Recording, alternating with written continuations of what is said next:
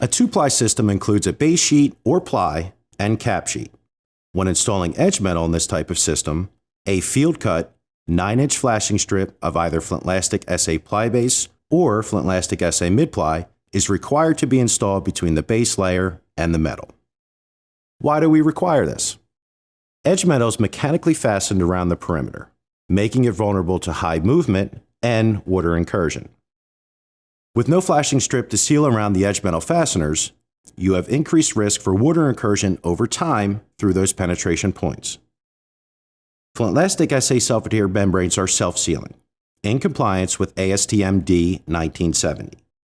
The inclusion of the flashing strip provides waterproofing protection and redundancy on any 2-ply application.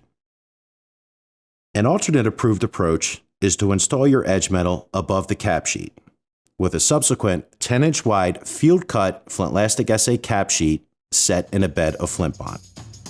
For comprehensive instructions in multiple languages, check out our print and video construction details on CertainTeed.com.